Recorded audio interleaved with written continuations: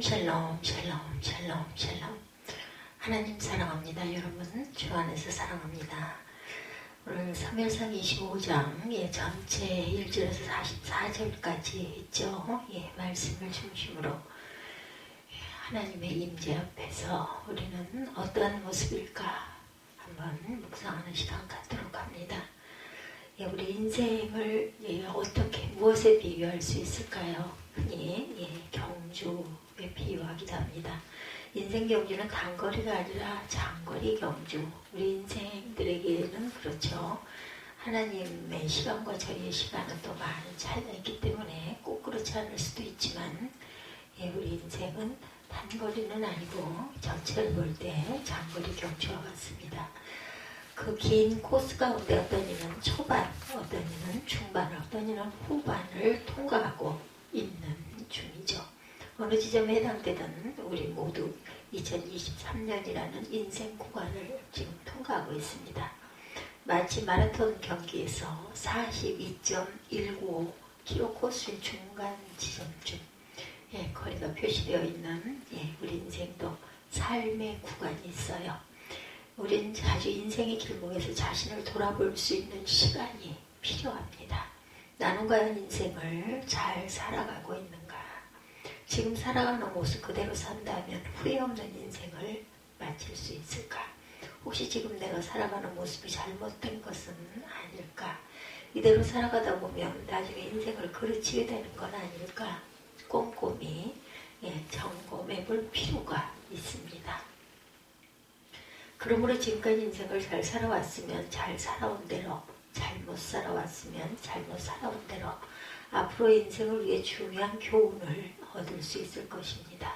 오늘 우리는 이스라엘이 가장 혼란스러웠을 때 나라를 견고히 세우고 자신은 야인처럼 살다가 하나님의 품으로 간 사무엘의 죽음을 만나게 되죠. 1절에 그렇게 시작이 됩니다. 사무엘이 죽음에 온 이스라엘 무리가 모여 그를 애곡하며 라마 그의 집에서 그를 장사한지라. 누구나 함께 살던 사람이 곁을 떠날 때 얼마나 고통이 크겠습니까? 그런데 자신들의 삶을 유택하게 해주고 생의 보람을 준 사람이 죽었을 때 그 슬픔은 이루 헤아릴 수가 없습니다. 인도의 간디 여러분들 잘 아시죠? 인도 사람들에게 그는 가히 신적인 존재나 다름없는 인물입니다. 그 일대기를 서술한 자서전이 400권이 넘는다고 합니다. 그의 그 어록만도 80권이 넘습니다. 1948년 1월 그가 어떤 미치광에 의해 피살당했다는 소식이 전해지자 인도 전역에서 그를 따라서 자살한 사람이 굉장히 많네요. 학자들의 계산에 의하면 많이 잡으면 100만 내지 200만 명, 적게 잡으면 20만에서 60만 명이나 된다고 합니다. 간디의 죽음을 애도하며 그 많은 사람들이 자기 생명을 바친 거예요. 진정 내 마음을 드리는 대상이며 정말 내가 사랑하는 대상이며 세상에 그 어떤 것도 자기 생명까지도 아끼지 않는 것이겠죠. 오늘 본문의 사무엘의 죽음은 그 어느 죽음보다 이스라엘 사람에게 더 큰 슬픔으로 다가온 죽음입니다. 사무엘이 태어난 시대는 사사시대의 끝자락, 모든 사람들이 자기 속에 오른 대로 살던 혼돈의 시대였죠. 뿐만 아니라 당시 이스라엘의 사사여 제사장인 엘리와 그 아들들의 악행으로 인해서 이스라엘의 구분은 극심한 혼란에 빠져 있었을 때 이런 혼란 속에 어린 나이에 하나님께 드려진 사무엘은 성전에서 지내다가 하나님의 부름을 받아서 이스라엘의 마지막 사사고 제사장이고 선지자로 세움을 받죠. 하나님께서 사무엘과 함께 계시면서 그의 말이 하나라도 땅에 떨어지지 않게 하셨어요. 이렇게 시작된 사무엘의 삶이 이제 이 땅에서 끝을 맺습니다. 그러나 누구나 가는 길이지만 이 사무엘의 죽음이 우리에게 아쉬움이 남는 것은 정말 오늘날 이런 지도자가 점점 적어진다는 것 때문이죠. 여기 사무엘의 죽음 앞에 온 이스라엘 모두가 모여 그를 애곡하며 그의 죽음이 백성들에게 얼마나 충격이었는지를 보여주는 단어죠. 사무엘은 자신이 있어야 할 자리 그리고 떠나야 할 자리를 분명히 알았던 사람입니다. 그 삶은 오늘을 살아가는 우리에게 붙들어야 할 몇 가지 교훈을 주고 있습니다. 먼저 사무엘은 세상 앞에 신앙의 삶이 어떤 것인지를 보여주었어요. 사무엘상 12장에 보면 사울이 왕으로 등극하자 그는 사사직에서 퇴임을 합니다. 그때 이렇게 고별사가 시작이 되죠. 3절 상반절을 보면 내가 여기 있나니 야훼 앞과 그의 기름 부음을 받은 자 앞에서, 여기 여호와 앞에서라는 말이 나옵니다. 야훼 앞에서. 이 말 평생 지켜온 인생의 원칙이고 신앙의 모토였어요. 그의 평생을. 하나님 앞에서라는 말은 성경에 자주 등장하는데 라틴어로 코람데오, 우리 잘 아시는 말씀이죠. 코람데오는 장로의 창시자 칼빈이 신앙의 모토로 삼은 말이기도 합니다. 하나님 앞에서. 좀 더 구체적으로 설명하면 하나님이 지켜보시는 앞에서라는 뜻이에요. 혹은 하나님의 임재 앞에서라는 뜻이기도 합니다. 사무엘 어릴 때부터 하나님의 임재 앞에 세상이 주지 못하는 은혜와 기쁨을 가지고 당당하게 살아갑니다. 왜냐하면 이 임재의식을 갖고 살면 우리의 본성을 누르게 되고 영성의 삶을 누리는 능력이 생기죠. 이 은혜를 누리기 위해서 그 중에 하나가 기도줄을 놓지 않고 사는 것이고, 또 하나는 세상 소유의 노예가 되지 않는 것입니다. 23절에 보면 난 너희를 위하여 기도하기를 쉬는 죄를 너희 앞에 결단코 범치 아니하고, 기도를 안 하는 것을 죄라고 고백하죠. 사무엘이 중복이 되지 않는 것을 죄로 고백하게 된 보다 깊은 이유를 찾아보면 사명으로 생각했기 때문이에요. 사명으로 생각했기 때문에.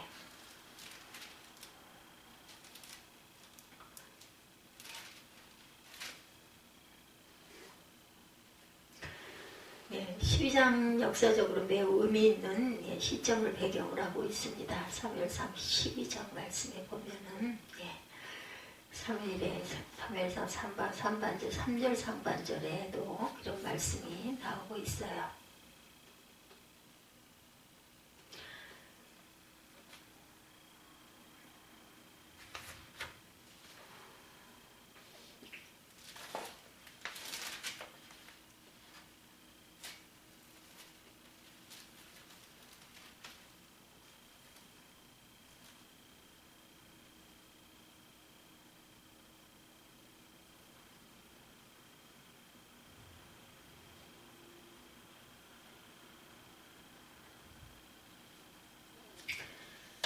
이스라엘 백성들이 가나안 땅에 정착한 뒤 하나님께 왕을 세워달라고 간청을 하죠. 하나님께서는 이스라엘 백성들을 직접 통치하고자 하셨어요.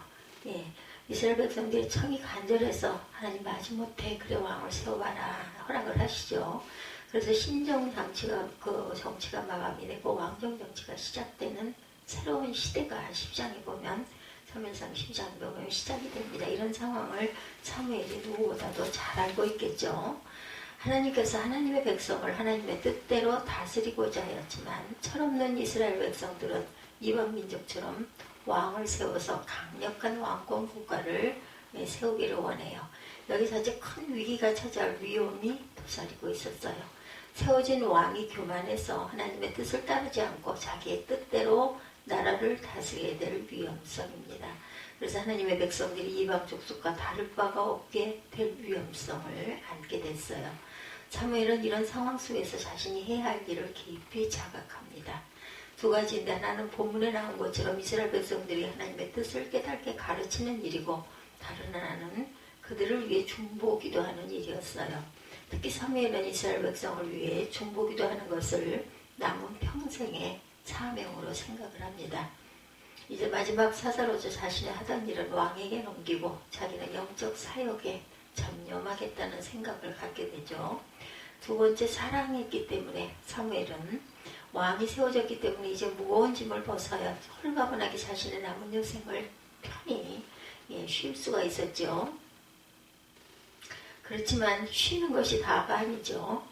더 무거운 중보기도의 사명을 그런 자초합니다. 이스라엘 백성들은 사랑했기 때문에, 그들의 어려움을 외면할 수가 없었기 때문이겠죠. 창세기 18장에 보면 소돔과 고모라의 멸망 사건이 기록되어 있습니다. 여호와 하나님께서 아브라함에게 소돔과 고모라가 죄악이 심히 중하여 유황불로 심판하실 것임을 알려주십니다. 그리고 다시 한번 천사들을 확인하러 보내셨어요. 그런데 아브라함이 그 말씀을 들은 뒤에 하나님께 간청을 하게 되죠. 만일 소돔과 고모라에 의인이 있다면 어떻게 하시겠습니까? 의인 50이 있다면 그들을 그대로 멸망하도록 버려두시겠습니까? 하나님께서 50이 있으면 용서하시겠다 이렇게 대답을 하시죠. 그러나 따지고 보니 50이 안 될 것 같습니다. 그래서 결국은 45인, 40인, 30인, 20인, 10명으로 그 수를 바꿔가며 무려 6번이나 하나님께 간청을 드리는 장면을 볼 수가 있어요. 한두 번도 아니고 집요하게 하나님께 기도를 드렸던 그 이유, 바로 사랑이겠죠. 사랑하는 조카 롯이 그 성 안에 있었기 때문입니다. 롯을 유황불 심판 가운데 버려둘 수가 없었던 것이죠. 만일 롯이 유황불 심판으로 죽게 되도록 내버려 두었다면 아브라함은 큰 죄책감에 시달려 있을 것입니다. 사랑이 기도하지 않을 수 없게 만들죠. 그렇습니다. 사랑의 사무엘로 하여금 이스라엘 민족을 위해 중보 기도를 하게 해요. 사랑이 중보 기도를 쉬는 것을 죄로 여기게 됩니다. 예, 그 사랑의 빛을 많이 지고 사는 사람 중에 한 명이 바로 저이죠. 제가 항상 건강에 문제가 있다 보니까 우리 성도님들이 참 항상 중보 기도 해주시는 거 항상 감사하게 생각합니다. 예. 어떤 그 목사님이 그 학생 때 이야기예요. 밤늦게 공부하고 돌아오면서 교회 들려 기도하고 늘 집에 돌아오곤 했는데 밤늦게 교회 기도하러 들어가는데 본당 앞에서 자신의 이름이 크게 불려지는 소리가 나더랍니다. 너무 놀라서 당황했다고 그러죠. 가만히 들어보니 그분의 지도하던 선생님께서 그 목사님 이제 장성에서 목사님이 되셨지만 학생 때 그 밤에 자신의 이름을 그렇게 부르면서 눈물로 기도하시는 소리를 들었다는 거예요. 그 사랑이 심령에 전해지면서 기도의 문이 정말 활짝 열리게 되셨다고 그러네요. 하늘 문이 그 밤에 크게 열렸다 이렇게 기록이 돼 있어요. 눈물로 기도하며 하나님을 깊이 만나고 하나님의 음성을 듣게 됩니다. 학생인의 신분인 이분 간증해 보면 선생님의 중보기도가 그 청년을 바꾸게 됐다는 거죠. 놀라운 은혜를 받게 하신 그런 분. 그래서 사랑으로 드려지는 중보기도의 능력을 그 목사님은 믿게 되었다. 그리고 기도대원들이 많은 교우들이 항상 중보기도를 하는 것이 늘 감사하다. 저도 마찬가지입니다. 그래서 그 사랑의 빛을 갚을 길이 없어서 그분들을 위해서 또한 더 열심히 그 목사님도 기도하시게 되었다. 중보기도는 사랑의 기도입니다. 사랑으로 드리는 기도죠. 그 사랑의 기도가 역사를 일으킵니다. 현대인들이 얼마나 바쁘고 분주해요. 그렇죠? 그래서 우리는 기도할 수 없다고 핑계를 대지만 잘 생각해보면 아무리 바빠도 중요한 것은 하죠. 아무리 바빠도 꼭 만날 사람은 만나고 아무리 바빠도 안부를 해야 할 곳에는 연락을 하게 됩니다. 그리고 또한 중요한 것 정말 그 먹어야 되는 부분 바쁠 때 밥 먹을 시간도 없어요. 그렇죠? 그렇지만 어디서든지 꼭 먹어야 할 때는 병원에 가는 것도 마찬가지죠. 중요하면 직접 빠지고라도 병원을 가고 배가 고픈데 건강을 위해서 꼭 먹어야 되면 아무리 바빠도 어디 뭐 잠깐 서서라도 그래서 요즘에는 그 뭐 CU 이런 데 가면 편의점 가면은 서서 먹는 그런 공간 또 이렇게 간이 의자들 놓고 먹는 그런 공간들이 참 보기가 좋아요. 그냥 간단하게. 우리가 기도하지 못하는 것은 바빠서가 아니다. 기도의 중요성을 절실히 느끼지 못하기 때문에 기도는 영혼의 호흡이죠. 뿐만 아니라 삼위로운 공의로우신 하나님의 시선을 의식했기에 정직하고 깨끗한 삶을 삽니다.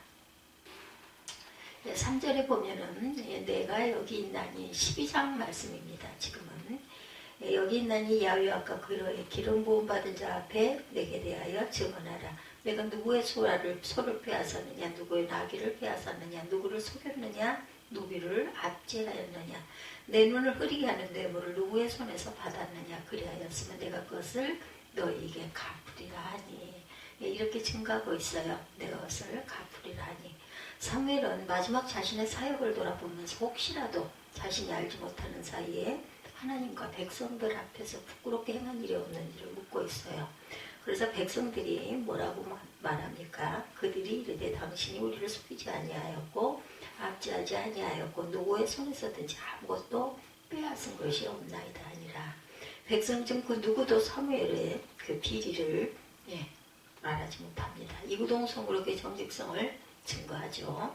사무엘은 한 생을 살면서 자신의 권력을 가지고 남의 것을 탐하지 않았습니다. 소유에 대한 자유죠.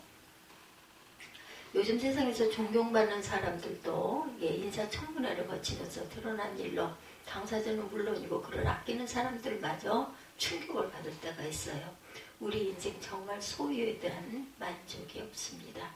기독교는 소유에 대해 부정적인 이야기를 하지 않아요. 인간은 태어날 때부터 욕망을 지닌 존재로 태어났고 욕망을 부인하는 것은 인간됨을 부인하는 것이고 기독교는 무욕을 가르치지는 않습니다. 불가해서 무욕을 많이 가르치죠.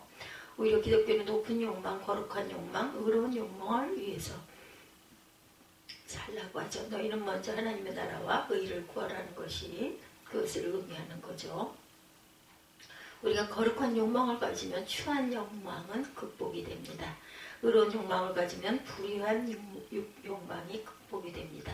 선한 욕망을 가지면 악한 욕망을 극복하게 됩니다. 그럼 우리 내면에서 솟아오르는 온갖 추한 욕구들을 어떻게 처리하면 좋을까?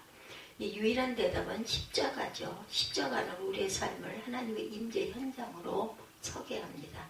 사실 십자가는 하나님의 우리에게 주신 엄청난 희생의 선물입니다. 우리가 그 사랑을 알고 깨달았다면 우리의 본성에 휘둘리지 말고 깊은 영성을 소유한 인생으로 당당하게 살아가죠. 어느 그 가게 앞에서 예전에 그 교회를 잘 열심히 나아가시는 분을 마주쳤어요. 한동안 열심히 다가 언젠가부터 사라져서 보이지 않던 얼굴인데 몇 년 만에 우연히 만나게 됐습니다. 반갑게 인사를 하고 그 서로의 안부를 나누는 중에 들은 생각은 이분이 우리 교회만 나오시지 않는 게 아니라 다른 곳도 나가시지 않는구나 하는 그런 것을 알게 됩니다. 적극적으로 신앙을 키우며 교회 여러 일에 봉사도 많이 하던 분이었는데 어떻게 이렇게 아예 교회를 떠나셨을까. 그래서 주님 앞에 상당히 마음에 거리낌을 제가 가졌습니다. 그런 형제 자매를 마주칠 때가 한두 번이 아니지만 그날따라 너는 내 양우리를 어떻게 돌고 왔기에 저렇게 아예 신앙을 버리게 했느냐 하는 책망을 받는 찔림이 왔어요. 정말 나는 목사가 맞는가, 목회를 하고 있는 사람이 맞는가. 어느새 영성의 문을 닫아버리고 자신의 욕구대로 살아가고 있는 그런 내 모습은 아닌가 돌아봤습니다. 인간의 내면에서는 창조주 하나님을 찾는 목마른 영성과 육신을 쫓아가는 강렬한 그러한 그 본성의 욕구 사이에 치열한 격돌이 벌어집니다. 이것은 여러 부분에서도 마찬가지로 발견되는 끝없는 격돌이죠. 술을 엄청 마시며 파괴적인 삶을 살던 분이 예수를 만나 새 삶으로 변했는데 몇 년이 못 가서 다시 그 술을 따라가는 것. 말리고 경고해도 듣지를 않죠. 아내와 갈라질 듯이 아슬아슬하게 살던 한 형제가 놀랍게 교회를 나와 마음을 정하고 복된 부부의 삶을 또한 보여주기도 합니다. 그러나 이번에는 난데없이 일하는 녀석과 그 바람이 나서 집을 또 나가버리는 그러한 일들. 영성을 뒤엎는 본성의 도전이 종종 삶을 파괴하고 인생을 망치게 하는 이런 일들이 주변에 많이 일어나죠. 은혜를 받고 여러 가지 생애의 마지막 교회라고 하던 어떤 분이 다시 교회를 욕하고 목사를 탓하고 다른 교회를 찾아가는 그런 모습도 종종 보게 되죠. 언제나 교회 탓이나 목사 탓만은 아닌 것 같습니다. 말씀의 은혜와 감동을 통해 큰 기쁨을 체험하고 본성을 누르다가 영적 긴장과 훈련이 떨어지면 다시 옛 성격으로 돌아가는 모습들이 종종 보이죠. 예, 결론은 한 가지. 하나님의 임재 앞에 서야겠다. 호람되어 하나님의 임재 앞에 내가 서 있다는 이 자세가 아니면 나도 모르는 사이에 서서히 세상의 파도에 휩쓸려 떠밀려 사는 초라한 인생이 되고 만다라는 것. 프랑스의 그 샤를로 푸코라는 군인이 예수 그리스도를 만난 후에 수도사가 됩니다. 그리고 사하라 사막에 들어가 선교하다가 원주민이 쏜 총에 순교를 해요. 그분이 쓴 사하라 불꽃이라는 책에 그는 이렇게 반문합니다. 하나님을 믿는 그리스도인에게 가장 어려운 것이 있다면 무엇입니까? 그는 이 질문에 대해서 이렇게 대답합니다. 하나님을 믿는 그리스도인에게 가장 어려운 것은 하나님을 믿는 것입니다. 우리가 얼마나 쉽게 하나님을 믿는다고 고백합니까? 그런데 왜 그리스도인들이 현실적인 삶 속에서 성경과 전혀 동떨어진 행동을 할까요? 그 순간 그 자리에 하나님이 계시다는 사실을 인식하지 못하기 때문이죠. 하나님께서 지금 나와 함께하고 계신다는 것을 말하는 만큼 그 사실을 내가 인식하면서 하는 것은 쉽지가 않습니다. 여러분의 모든 경고는 나와 함께 하시는 하나님께 집중하면서부터 시작이 되죠. 가인이 동생을 죽였어요. 아무도 없는 빈들에서 죽입니다. 거기에는 하나님이 계시지 않는다고 생각을 하죠. 치밀어 오르는 감정에 쌓인 가인에게는 자신과 함께 하신 하나님이 보이지가 않았어요. 그처럼 하나님을 철저하게 경외하던 다윗은 남의 아내를 데리고 중궁의 밀실에서 통정을 하죠. 치밀어 오르는 욕정 앞에서 다윗은 하나님께서 지금 나와 함께 하신다는 것을 인식하지 못해서 믿음의 조상 아브라함은 애굽에 도망갔을 때 아무도 위협하지 않는 가운데 자기 아내를 누이 동생이라 하고 속이기도 합니다. 하나님의 부르심을 받고 일가 친척을 떠나는 용단을 내렸음에도 불구하고 결지의 까닭없는 두려움 앞에 하나님이 보이지 않죠. 여러분께서 지금 나와 함께 하시는 하나님과의 동행하는 삶, 그분을 인식하는 삶을 살아가지 않는다면 여러분이 아무리 선교와 봉사 그리고 섬김의 행위를 아름답게 한다 하더라도 여러분은 치밀어 오르는 감정 앞에서 욕정 앞에서 두려움 앞에서 세상 사람들과 똑같아질 수밖에 없다. 그러므로 진정한 신앙은 하나님이 나와 함께 하신다는 임재의 확신을 갖고 살아가는 것이 참된 신앙이다.